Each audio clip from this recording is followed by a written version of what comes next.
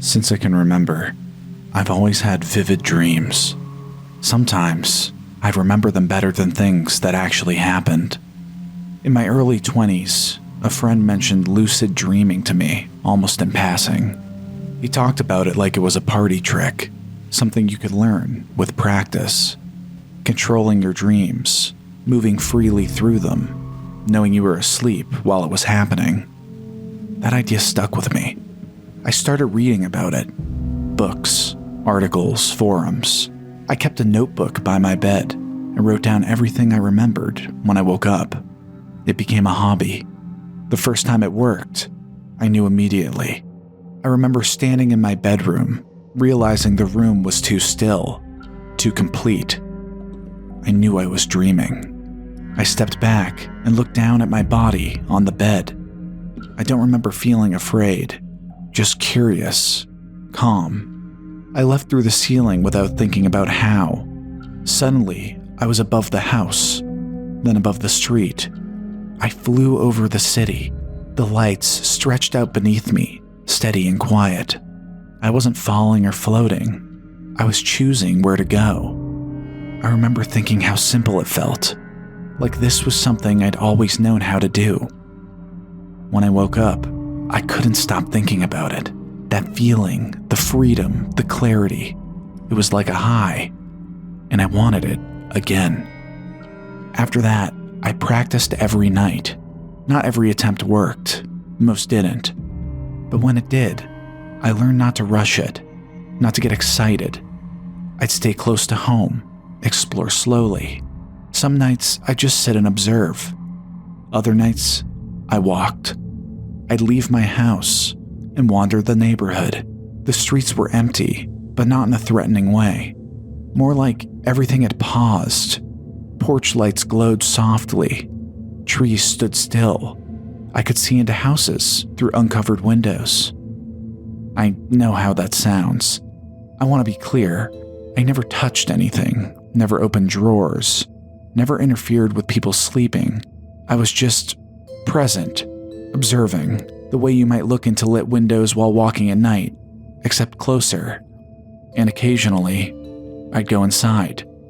The strange thing was that every door was unlocked, or maybe they weren't. Sometimes I'd open them without touching the handle. Other times, I'd pass straight through the wall or window without resistance.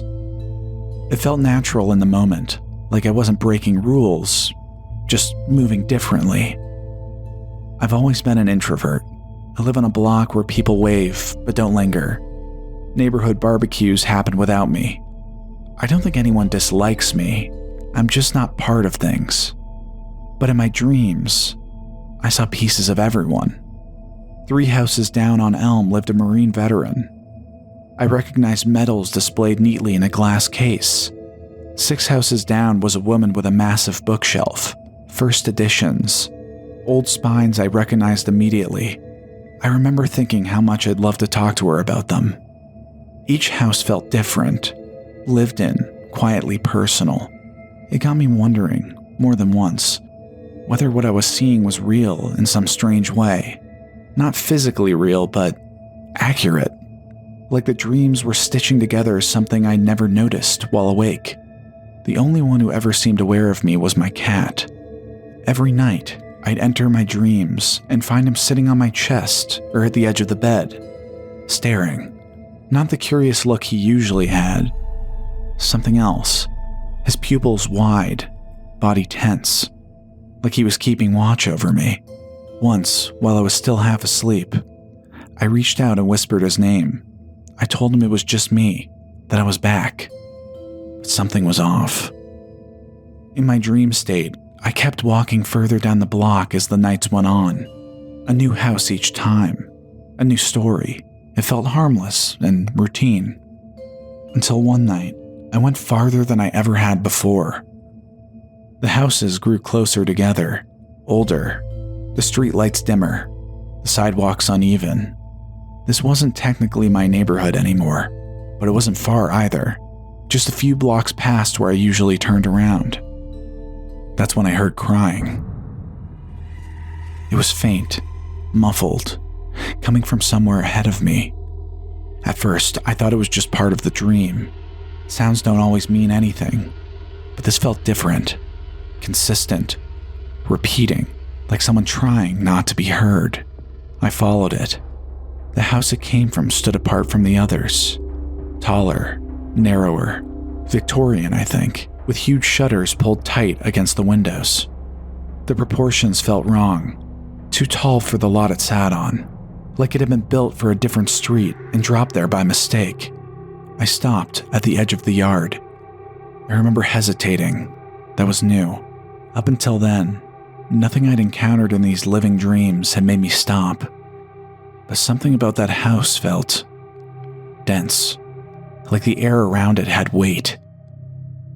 The crying stopped. I stood there for a moment, waiting for it to start again, but it didn't. I don't remember going inside. One second I was in the yard. The next, I was standing in a narrow hallway. The wallpaper was faded and peeling in long strips. The air felt warm and stale. It wasn't like a house that had been empty for the night, but one that hadn't been opened in a long time. I could hear breathing, not close, somewhere deeper in the house. I didn't move toward it. I left. I walked home. The crying, the moaning, it grew distant until I couldn't hear it anymore. The next morning, I promised myself I wouldn't go back. Not to the house, not down that street, not anywhere near that part of the neighborhood, awake or asleep. I told myself the dream had crossed some internal line, that it wasn't healthy anymore, that I'd pushed something too far and my mind was pushing back. I did what people do when they're unsettled. I tried to ground myself. I showered, I made coffee. I stood in front of the bathroom mirror, longer than I needed to, studying my own face, like I was checking for signs of illness. Everything looked normal. Pale from lack of sleep maybe, but normal. When I stepped back into my bedroom, my cat was there, sitting on the bed. He was tense again, not relaxed, not blinking slowly like he usually does in the mornings. His tail was low, his ears angled back. Then he hissed, a long, sustained sound, deep and hostile. My first instinct was embarrassment. I opened my mouth to say his name, to calm him down, and then I realized something. He wasn't hissing at me. His eyes weren't on my face. They weren't even on my body. They were locked on something behind me. I turned. The bedroom window was dark, no morning light yet, just the dull reflection of the room behind me, bed, dresser, doorway. Except the darkness wasn't still. It shifted, slowly, like smoke, but heavier. I stepped closer without thinking, my breath shallow, my skin prickling. That's when I swear, I saw eyes. Not glowing, not bright, just present. 2 points of focus inside the darkness fixed on me with an attention that felt deliberate. A person standing so close to the glass that there was no depth to them at all. Just the suggestion of shoulders, a head, and that impossible density, like they were pressing inward instead of outward. My cat hissed again, louder now, and I stumbled back. I don't remember screaming. I don't remember running. I remember sitting on the edge of the bed a moment later, my heart pounding, my hands shaking, but the window, empty, just glass. Just my own reflection staring back at me, pale and wide-eyed. My cat didn't relax. He stayed rigid, watching the window, long after I forced myself to look away. That was the moment I knew I needed to stop. For 2 weeks, I had restless sleep, but I didn't lucid dream. If I felt myself falling into it, in that half state between REM sleep and wakefulness, I'd jolt myself awake. It worked for a while, until I let my guard down. I went to bed early. I kept the lights on longer than usual. I told myself that whatever I'd been doing, whatever door I'd been opening, I was done with it. I told myself I was losing it. That was easier to accept than the alternative. But sometime in the night, I woke up while I slept. I knew I was lying in bed. I could feel the sheets. I could feel the weight of my body. I kept my eyes closed, deliberately, afraid of what I might see if I opened them. I listened. At first, there was nothing but rain, soft, steady. Then the sound sharpened, individual drops, the way rain sounds when it hits pavement instead of leaves. I realized I wasn't hearing rain on my roof. I was hearing rain on the street. I opened my eyes. I was standing at the front door of my house. The street was empty. The rain fell straight down in slow motion, heavy and unbroken, soaking the asphalt until it gleamed under the streetlights. It was peaceful and surreal, just the quiet, relentless sound of rainwater. But then I heard the crying. Not distant this time. Close. Louder than before. It cut straight through the rain like it didn't belong to the same world. I didn't want to move. I tried to stay where I was, to plant my feet, to wake myself up, but my body lurched forward, suddenly and violently, like I'd stepped onto one of those moving walkways at an airport, except this one was going far too fast. I was pulled down the street, helpless, my feet barely touching the ground. The house came into view almost immediately, the same Victorian silhouette, the same impossible proportions. The crying stopped. Everything went still. Then I heard a new sound.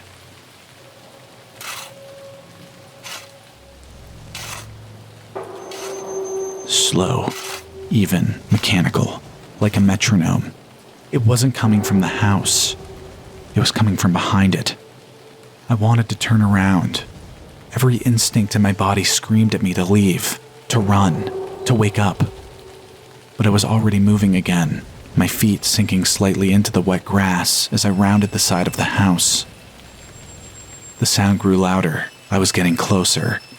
There was a fence in the backyard, old and wooden. One of the slats had broken away, leaving a narrow hole just wide enough to look through. I leaned forward. He was there, the man from the window, the man who had been watching me. He stood in the center of the yard, his back to me, digging into the earth with steady, practiced motions. The shovel rose and fell. A pile of dark, wet dirt sat beside him. He worked methodically, without urgency or strain. He stopped. His shoulders relaxed. I waited for what comes next in movies. The sudden turn, the face appearing inches from mine, the scream. None of that happened. He simply stood there, still facing away. And yet, I could feel his attention shift, like a hand placed gently between my shoulder blades. I ran. I don't remember the street. I don't remember the distance. I remember the sensation of movement tearing at me, the rain stinging my face, the panic rising so fast it felt like it might lift me off the ground. And then I was awake. My sheets were soaked through with sweat. My heart hammered against my ribs. My room was quiet. I could still smell the acidity of rain from where I slept. It took most of the morning to convince myself I wasn't in danger. Eventually, something settled in me, a thought I didn't want but couldn't shake. If this was real, if any of it was real, then avoiding it wasn't enough. That afternoon I walked, awake. I walked past streets I rarely had reason to visit. The trek felt much longer than it should have. Every step closer made my stomach tighten, like I was moving against some internal warning. By the time I reached the final block, I was sweating, and then I saw it. The house, from my dreams. It was there, exactly where it should have been. The same tall and narrow Victorian shape. In daylight, it looked much older than I'd remembered, and was clearly abandoned decades ago. A temporary fence wrapped the property now. Metal posts sunk into the ground with orange mesh stretched between them. A sign hung crookedly near the front, its corners curled from weather. Property acquired. Future development planned. The yard was overgrown. Weeds pushed through the cracked stone path. The fence I'd seen in the dream still stood in the back, warped and sagging, chipped away by years of summer storms. I stood there longer than I meant to. No one came out. There was no movement behind the shutters, no sound from inside the house, just the quiet breeze, Eventually, I turned around and walked home. I haven't lucid dreamed since. Not deliberately, anyway. I go to bed and let sleep take me wherever it wants to. I don't wander. I don't look. Sometimes, late at night, my cat will still sit on the back of the couch and stare toward the window, rigid and alert, like he's listening for something I can't hear, or seeing something I shouldn't.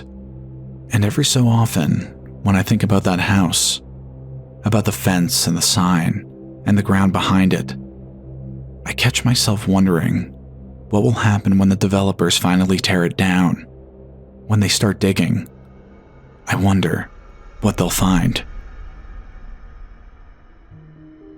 It was my third year in university, and I was working toward a psych degree. I had a teacher, Dr. Friedman. He was the walking archetype of the nutty professor. He had wild white hair that curled in all directions, as if it were perpetually charged with static electricity. He had a thick German accent, and naturally, he was fascinated by the minds of Freud, Skinner, and Jung. I sat in the far back of the lecture hall, taking notes until my hand ached. Anything Dr. Friedman said was fair game to appear on an exam. Missing a class felt tantamount to missing my degree, so I was pushing through a cold that had left me sniffling and coughing for the last 8 days. With it came a cough that simply refused to go away. I would try stifling it, as I don't like to draw attention to myself, but when I eventually had to let it out, the lecture hall would seem to fall silent, and all eyes would turn to me, including the professors. Dr. Friedman would stop mid-lecture and look up at me. I was so far back in the auditorium, I thought there was no way he could see me. But he looked directly at me, and his expression never showed anger. It was more like a clinical curiosity. From that point forward, I forced myself to suppress my coughs. I was desperate for sleep, but my body seemed to deem the late hours of night the most opportune time to cough. I ended up taking more cough medicine than recommended on those nights, and had vivid dreams, all of a red door. I wish I could say it was something more elaborate than that, but that's what they were. Dreams of a door, of all things.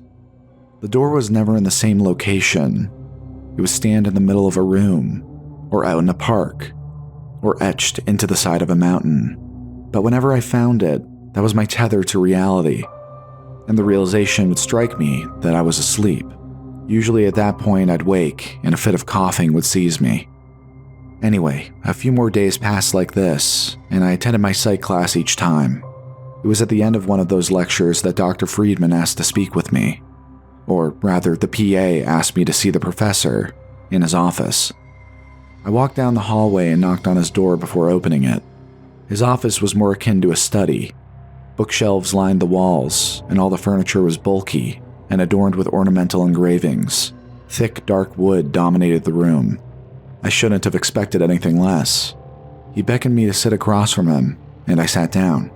I expected him to tell me I was disrupting the class with my coughing, or that I was lagging behind, which would have been true. But instead, he said he had taken note of me the previous day. He asked how I was doing. I told him I had gotten sick well over a week ago, and disclosed that there's no way I was still contagious, but that I still had a lingering cough. Perhaps it had turned into bronchitis. I emphasized how seriously I took my classes, and apologized if I had disturbed anyone. I carried on like this for some time until he silenced me with a gentle wave of his hand. He asked if I had experienced any strange dreams recently.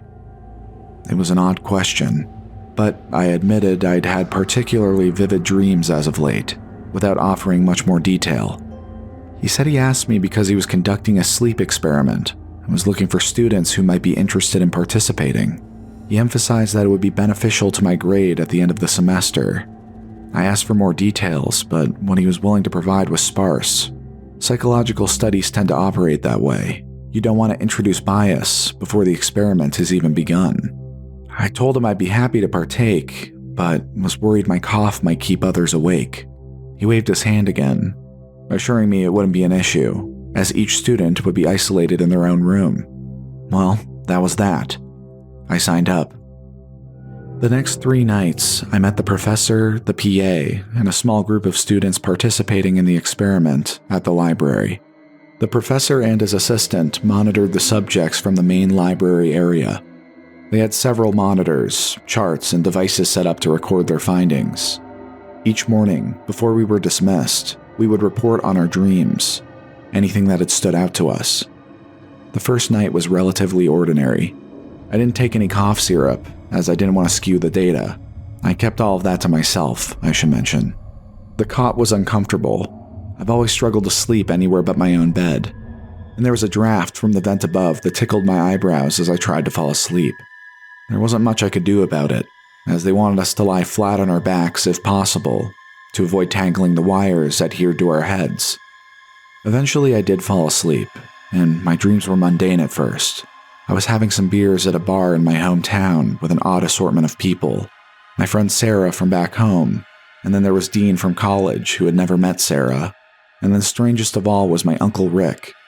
He'd passed away unexpectedly last fall. I don't remember their faces clearly, but I somehow knew who they were. That's how my dreams usually unfold. At one point, my uncle excused himself, and I watched him as he walked across the dim bar toward what I assumed was the restroom, but the door he entered was unlabeled and red. Then I knew I was dreaming. It was the red door from before. The next morning, I reported my dream to the professor and his assistant. When I mentioned the red door, I noticed the professor's eyes lift from the page where he'd been scribbling notes. I almost asked if that detail meant something, but I knew he wouldn't reveal it even if it did, so I decided against prying. The following night, I checked in as usual for the sleep study and found myself increasingly curious about what it was truly about. There's something unsettling about being observed and not knowing precisely what is being measured. After the fact, it always feels obvious. I thought about that as I lay on the cot, trying to drift off. My cough was especially bad that night. I remember staring at the ceiling, mulling over the study and its purpose. I thought about MK Ultra and the experiments they had conducted on sleeping individuals, attempting to find evidence of telepathy. Maybe they were searching for correlations between our dreams, even though we were in separate rooms, some sort of shared dream state. I don't know. I was thinking all of these things over, and then suddenly I wasn't. I was standing in a backyard that resembled my childhood home, though the colors were wrong. A man I couldn't identify was grilling something. A giant blue cloud drifted overhead, and it had a face. I knew I was dreaming, but didn't dwell on it, as I wanted to remain asleep rather than wake to another coughing fit. I found myself speaking to someone who may have been my neighbor from back home, Mrs. Reed. She was crying about Harvey, her late husband. But Harvey was here, I suddenly realized. He was the man at the grill. Except when I looked over, the grill was empty. The meat still smoked on the grates, but Harvey had wandered off somewhere. I went looking for him, reassuring Mrs. Reed as I walked away. Harvey had stepped into the cul-de-sac, and he was ambling toward the red door at the end of the block. I called out his name, and he paused. It was at that moment my dream began to curdle into a nightmare. I realized that if Harvey turned around, I would not like what I saw on his face. If there was a face, it would be wrong. He stood there for a long moment, unmoving. Then he resumed walking, with a slight limp, toward the red door. I followed him slowly. When he reached it, he passed through, and I couldn't see what lay beyond. Usually, at this point in the dream, I would have woken up. It would be the late hours of night, perhaps early morning, and I'd be sitting up in my cot coughing, but I didn't wake. The red door remained ahead of me. I walked toward it and felt my pulse quicken. Something was there. It had to be. I nearly reached for the knob when I heard a sound behind me. Sniffling. I turned to see Mrs. Reed. She was crying, tears coming down her face, her cheeks swollen from sobbing. She said only one word. Don't. Then I woke up. My cough was worse that morning than usual. I told the professor about my dream. I remember he removed his reading glasses and folded them neatly, placing them on the desk. He massaged the bridge of his nose and looked at me with a penetrating intensity. Then he said my coughing had been severe the night before, and despite what he had initially assured me, it might actually be disturbing the other students' sleep. I felt embarrassed. He reassured me, saying that I had provided ample data over the past few nights, and that I would receive full credit for participating. He asked me to visit the clinic and get myself checked. I thanked him for giving me the opportunity to join the experiment, and he said again, more urgently this time, that he would very much appreciate it if I went to the clinic that day. It was a bit odd. I told him I would and gave it some thought. I ended up going and skipping my class that morning. When I arrived, the nurse ran a few tests, and the doctor listened to my chest with a stethoscope. He ultimately referred me to the local hospital for labs, saying they would be better equipped to handle what might be going on.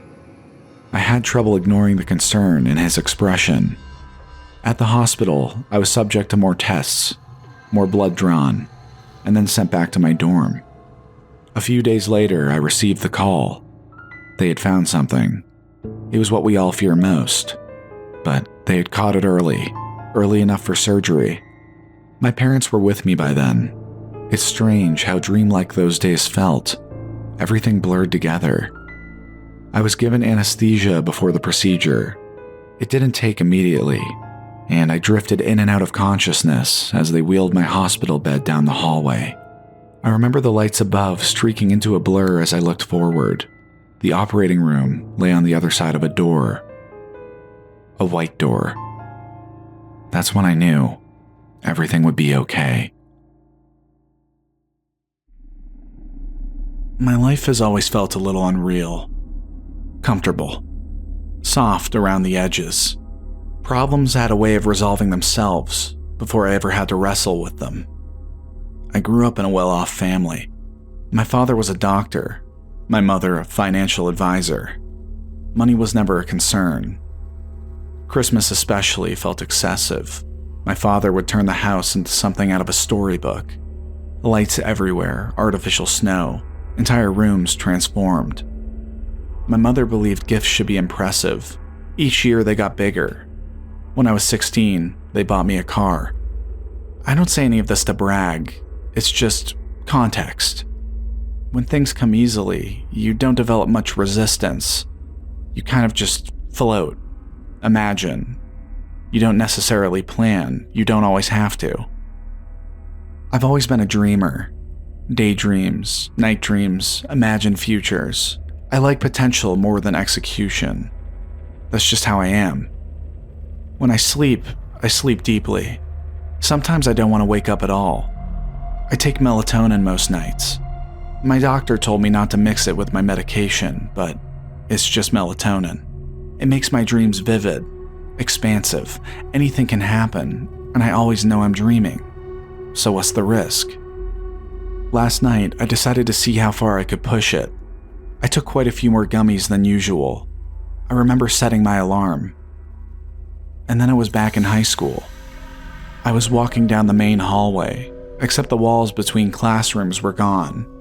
I could see straight through into every room, every desk a face, and everyone was looking at me. It took me a second to realize.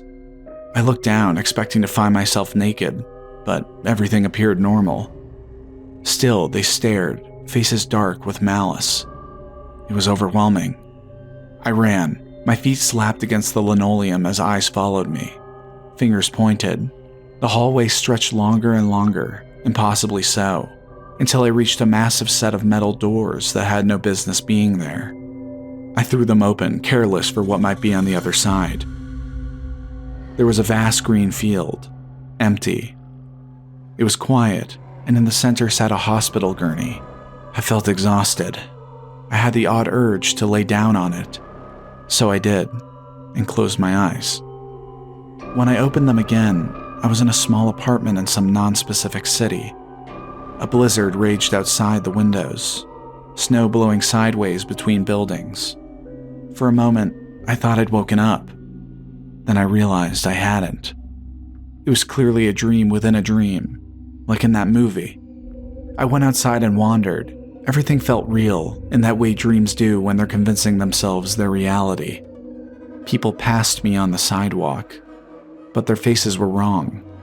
They shifted subtly, like ink blots trying to settle into meaning. Rorschachs' noses changed shape when I looked twice. Eyes didn't stay consistent. That's how faces always are in dreams. At least that's what I told myself, and kept walking. I made my way down into the underpass near the train station. A crowd had gathered there, dozens of people, all with those same unsettled morphing faces. They watched me as I passed, curious. When I touched one of them, it hissed. I stumbled back and fell onto the tracks. A train roared toward me, impossibly fast, but before it reached me, I woke up. It was morning. The clock read 11 a.m. I'd slept straight through my alarm. I was late for work, 3 hours late. My mouth was dry and my head was heavy. I assumed the melatonin had finally gone too far. I went through my usual routine, but something felt off. Not wrong, just misaligned. Like everything was shifted, slightly to the left. I told myself I was still half asleep. I wasn't too worried about work.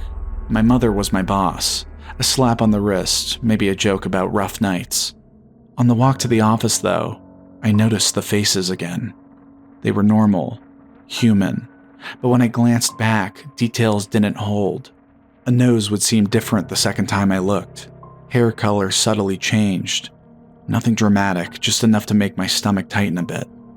In my peripheral vision, I had the distinct sense that people were watching me. I told myself I was hallucinating, and kept moving. At my desk, things seemed mostly ordinary, but some things weren't where I'd left them. Small things. Pens, papers. I assumed someone had borrowed something. When I went to apologize to my mother for being late, she barely looked up from her computer. She seemed distant, absorbed, like she was daydreaming. The workday continued without incident. That afternoon, there was a birthday gathering in the conference room, and when I stepped inside, everyone turned to look at me. Their faces were wrong again, shifting, soft around the edges. I tried to laugh it off, but the sound came out strained, thin. They kept staring. I looked down, suddenly panicked. But that's when I knew. I was dreaming. My alarm went off. It was 8 a.m. I woke with my mouth open, dry, like I'd been breathing that way all night. I laughed to myself, relief washing over me. I never had a dream layered so deeply before. That's why I'm writing it down now. I don't want to forget it. But I can't help but feel like something is still wrong. My laundry isn't where I left it. The sheets on my bed are a different shade of green than I remember. And when I look at myself in the mirror, my face doesn't change. It just takes a second longer than it should to catch up. I had been sleeping poorly for years. Since I was young, I've been plagued by night terrors, jolting awake screaming, soaked in sweat. The doctor said I'd outgrow it. He was wrong. Into my 20s, it was the same thing nearly every night. In my dreams, I would be running from something unidentifiable, a dark shadow, shifting in shape like an amoeba. I know in my waking state, it's just a dream, but always in the dream, I thought, knew that if it caught me, I would die. I always envied the people who could drift off to sleep and have vivid dreams while still knowing they were asleep. The freedom someone could have, being able to explore and experiment to their heart's content, where things were always right and okay. Each night I would lie down dreading what I might experience. It was at least 3 nights a week, sometimes every night. It ruined my life. I don't say that in a dramatized sort of way. I mean literally. My grades plummeted. I scraped by with barely a high school diploma, and I struggled to hold any sort of steady job. I became narcoleptic from the exhaustion. I would fall asleep at my desk or at the cash register. Sometimes I'd wake screaming. I was fired more than once because of that reason alone. Eventually, I ended up back at my parents' house. At first, my mom would come into my room, patting my hand like I was a frightened kid again. But after so many nights of it, they grew complacent to the nightmares. My mom no longer comforted me, nor should she. I was 25 years old. It was embarrassing for both of us. My parents began asking me to place a towel at the base of my door, anything to dampen the sound of my cries in the night. I felt terrible. I was disrupting their sleep as much as my own. Even in my fogged state, my perpetual nausea from lack of sleep, I went searching for something, anything, that might pull me out of this mess. I didn't want to improve the quality of my dreams. I wanted to fall asleep into darkness and wake up feeling refreshed. I wanted nothing in between. I tried supplements, meditation, anything you could think of. Oddly enough, these natural remedies only made things worse. One day, I found a listing online advertising a local hypnotist. It was on Craigslist. They didn't offer credentials, or a degree, or really anything of that sort in the post. It was strange, actually. A flat fee of $50. They guaranteed to improve one's quality of sleep. I didn't have much money, and it sounded like something, at least. I sent a message and received a response almost immediately. They said they were available that very afternoon. I knew it sounded like a scam, or worse, but I was desperate. The hypnotist worked out of her own home. I expected to pull up to an office, and was caught off guard when my GPS guided me to what appeared to be a one-story house, a modest structure of brick and plaster, something from the early 20th century. A stray cat stretched across the front porch. I nearly pulled away, but the woman stepped outside just as I was plugging my address back into my phone. She waved me onto the front porch. I thought, I guess I'm doing this. I stepped out of the car and made my way up the walk. The hypnotist was in her mid-50s, I'd guess. Her jet black hair hung long behind her, reaching down to her waist. She carried a strange scent, floral, but not one I could place. Incense, perhaps. She wore several necklaces strung with stones of varying colors, and her front two teeth were stained from what I assumed was from years of smoking. Her eyes were intense, wide and penetrating. That's what seized my attention immediately. She looked at me, or rather, through me, as if peering into something beneath the surface. It was unsettling. I extended my hand to shake hers, but she didn't reciprocate. She simply stared. At some point, I smiled awkwardly. She did not return it. Instead, she said she had been waiting for me a long time. I wanted to leave then. She was clearly unhinged. It was my own fault for finding a hypnotist on Craigslist of all places. Then she told me she would fix my dreams. I had never mentioned anything to her in the post, but she seemed to know all about it. She claimed she could rid me of the spirit which is haunting me. She turned and walked inside, leaving the screen door hanging open. After a moment, I came to the assumption that I should follow her in. Candles were lit throughout the house. Strange artwork hung crookedly on the walls. Something resembling a seance table sat in the center of the dining room. It reeked of a dozen scents colliding violently with one another. The smell gave me a headache almost instantly. Her home felt more like that of a psychic than any sort of professional. She patted the arm of a reclining chair, beckoning me to sit. I did. She never asked about the money. I took that as a good sign. She sat across from me and watched me with that same intensity as before. It was as if she were cataloging every mannerism, every twitch and breath. She told me to lean back and close my eyes. I did as instructed. She rang a low bell over and over. She guided me into a relaxed state. I knew what waited for me there, and I considered warning her so she wouldn't be startled if I woke screaming. But before I could speak, I was already in darkness. The shadows stood in front of me. There was nothing else, just the two of us suspended in blackness. I was about to scream, but then a voice told me not to be afraid. I felt something pull from inside me. Some kind of energy. It was leaving me. It merged with the plumes of smoke emanating from the creature. All of that energy began to dissipate upward, toward a sky that wasn't there. Then it was quiet. I looked down, but saw nothing. I realized I was part of the darkness. It was all just empty. I woke, opening my eyes and drawing in deep breaths. I felt strangely refreshed, even though I had likely only been asleep for a few minutes. She smiled at me then, but something was wrong with that smile. She said it was gone. I found myself believing her. I asked what it was, and where it went. She simply shook her head and said I would sleep undisturbed that night. I nearly left without paying her, as she had never asked. I made it halfway down the walk before turning back to give her the money. She took it and offered a half smile, waving me off. She didn't lie. That night I closed my eyes. When I opened them, I was awake, and the clock read 10 in the morning. I had slept for 12 uninterrupted hours, and it felt like a blink. I felt better than I had in years, as if in one night I had recovered all of that lost time. Something felt off, though, as if a fundamental part of me had shifted. It was a strange collision of relief and unease.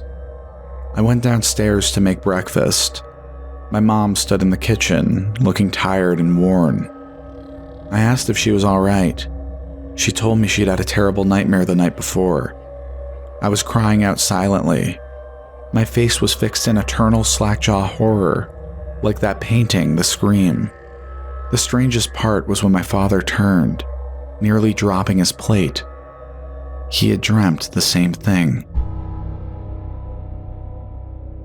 I bought a condo in Uptown at the start of the year. It was supposed to be a reset, a clean break. My girlfriend and I had just split up, and it hadn't gone well. Things at home had been heavy for a long time, and being alone was supposed to help. It didn't. I was new to Seattle. I arrived just in time for the rain to settle in for good. 9 months of gray. 9 months of damp sidewalks and low clouds that never seemed to lift. The condo itself was barely finished. An air mattress on the floor, a folding chair in front of my PC, a closet with mirrored doors that never quite lined up right. I didn't do much back then. I worked. I stayed inside. I drank more than I should have. Not blackout drinking, nothing dramatic, just a few three-finger glasses of Jack before bed. These were the years when I still believed a nightcap helped you sleep. Turns out, it doesn't. The first time it happened, I knew exactly what it was. I'd had sleep paralysis once before, when I was 13, back in my parents' house. I remember waking up on my back and seeing a young girl standing at the foot of my bed. I tried to scream, but nothing came out. I tried to move and my body wouldn't respond. I must have looked ridiculous, mouth open, making these shallow, broken breathing sounds. She didn't move. She just stood there, staring at me, until she slowly blended into the room, the walls, the shadows. And then I was awake, drenched in sweat, shaking so hard my teeth hurt. I hadn't thought about that night in years, so when it happened again in Seattle, I recognized it immediately. That didn't make it easier. I woke up unable to move. The pressure was there, heavy and familiar, and she was standing at the foot of my air mattress. She looked worse this time. Her hair was tangled into dark, wet clumps. Something dripped from her clothes onto the floor. I remember thinking, very calmly, this is a hallucination. I knew that. I told myself that. And at the same time, another part of my brain was convinced this was a ghost. She whispered something, but I couldn't make out the words. It didn't really matter. I wasn't interested in what she had to say. I just wanted my reflexes back. She stood there for what felt like a long time, whispering softly, until she suddenly wasn't there anymore. She folded into the room, just like last time, and then I could move again. After that, I drank more. I figured if I knocked myself out hard enough, I wouldn't wake up in the middle of the night. For a while, it worked. My energy was awful. The hangovers were getting worse. But I was functioning. I was just getting through work and getting through the day. That wasn't until she came back. But this time, I was ready. I looked it up by then. Read about sleep paralysis and what to do when you're already in it. People online talked about warning signs, sounds, and sensations, and I started to recognize mine. A low, bassy hum that crept into my ears, like pressure building underwater. So when I felt it coming on, I kept my eyes shut. I reminded myself I was alone, that this wasn't real. I closed my eyes, I wiggled my fingers and toes the way people say to. But then I heard her move. The soft patter of feet crossing the floor, quick and light. Then a whisper, right by my ear. She said it over and over. Eventually it stopped. The room went quiet. When I opened my eyes, she was gone. The next night, it happened again. I kept my eyes closed. I heard the footsteps. This time she whispered in my other ear. I realized she was counting down. But to what? I thought back to the first time, all those years ago. The night at my parents' house. She'd whispered then too. I hadn't been able to hear it. Has she been counting down back then as well? The next morning, I read that alcohol was a major cause of disturbed sleep. That it could trigger episodes like this. Suddenly everything made sense. So I quit drinking. Cold turkey. The hangover was brutal, but that night nothing happened. No paralysis, no whispering. Not the next night either, or the one after that. I told myself I'd earn a drink once the countdown finished. Just one. Then I got the call. The job I'd moved out here for was cutting staff. I was on the list. Just like that, I was alone in a city where I didn't know anyone, without a girlfriend, and now without a job. It was all too much. I drank myself stupid. I don't remember going to bed. I remember throwing up. I remember the cold floor against my cheek. I remember thinking there was no way I'd wake up again that night. I was wrong. When I came to, she was on top of me, perched on my chest. Heavy, pinning me down. It was suffocating. But she wasn't whispering anymore. She was screaming. Her jaw was slack and she was soaked, dripping something thick and dark. Blood. She didn't say one. She just screamed. I screamed too, but nothing came out. Until I forced it. Every part of me locked onto moving, on escaping. I broke free and ran. I don't remember getting into the car. I don't remember pulling onto the road. It was raining hard, and I missed the forecast about freezing conditions. Halfway across the bridge, I felt the tires lose traction. There was one other car, a minivan. I was going to hit it head on. At the last second, it swerved. The van broke through the guardrail and disappeared into the water below. I don't get visits anymore. I'm in a cell now. I will be for a long time. There was a mother and father in that car. And their little girl.